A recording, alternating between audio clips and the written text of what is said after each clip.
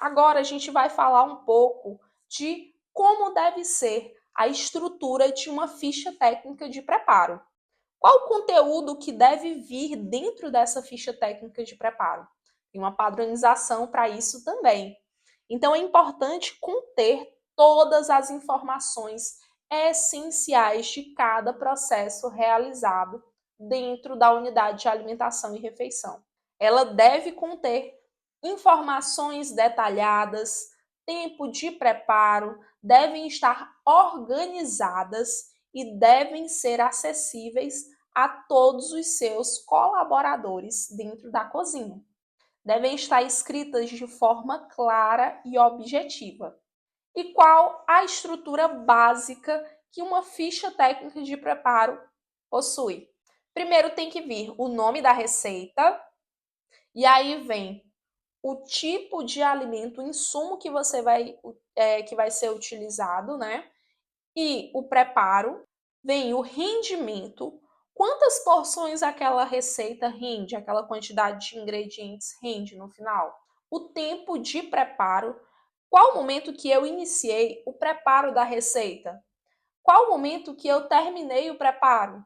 Qual o momento em que se iniciou o cozimento? Qual momento houve o término do cozimento? Tudo isso é importante para que você verifique se há possibilidade de realizar todo aquele processo antes mesmo de iniciar. Também é importante para verificar se algum tipo de preparação que você tem no seu cardápio vai sair num tempo adequado para esse cliente ou vai sair com atraso. Tudo isso é importante. É importante que contenha também todos os ingredientes utilizados. Esses ingredientes devem vir com unidades precisas, como por exemplo gramas e ml. E também devem estar com unidades em medidas caseiras, que são, por exemplo, uma xícara de chá de trigo, uma xícara de chá de leite, uma colher de sopa de açafrão da terra, 2 folhas de louro, uma unidade de banana, uma unidade de maçã. Então, todos esses alimentos eles devem estar nas duas formas, na gramatura, quantidade em gramas, e na quantidade em medidas caseiras para facilitar o tempo de preparo. É importante também ter um modo de preparo extremamente detalhado com cada fase do processo. Quanto mais detalhado é o modo de preparo, melhor, mais fidedigna vai sair aquela receita da original. Vou dar um exemplo prático para vocês.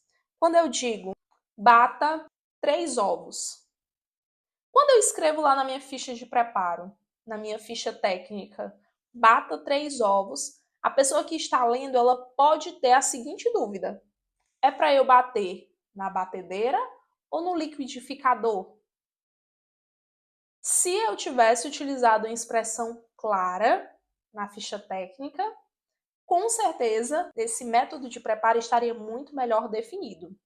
Além do modo de preparo, eu gosto sempre de incluir nas fichas técnicas de preparo quais os utensílios que serão utilizados no preparo final daquele alimento, daquela preparação.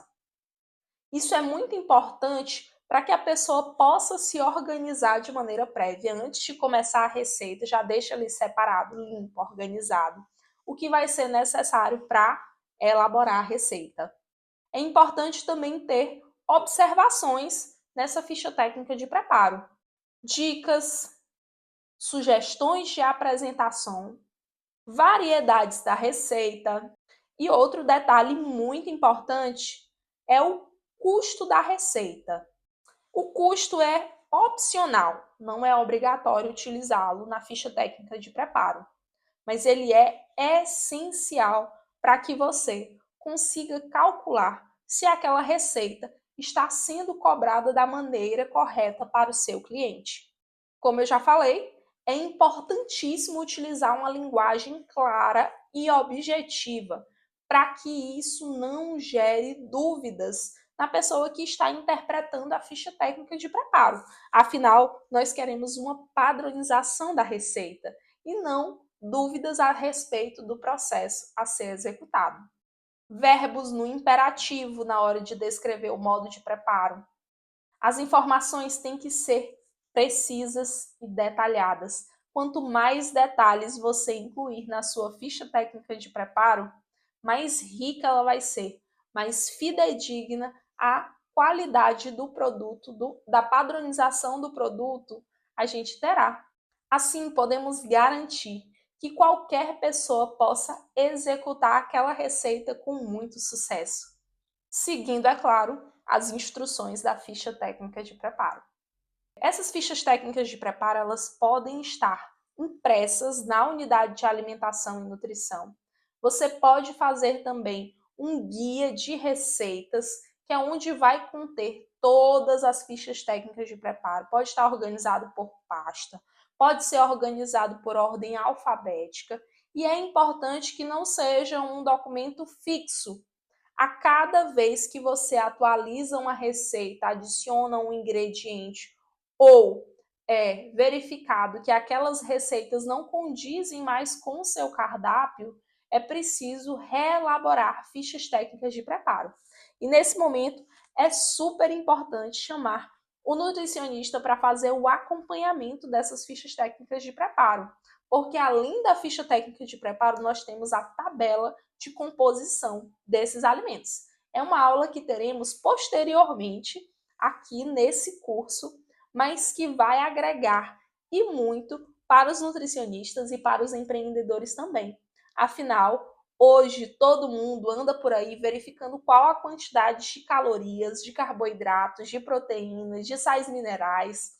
Assim, você vai ter uma informação nutricional sobre o seu produto, se ele é acessível para diabéticos, se ele é acessível para intolerantes à lactose, intolerantes a glúten.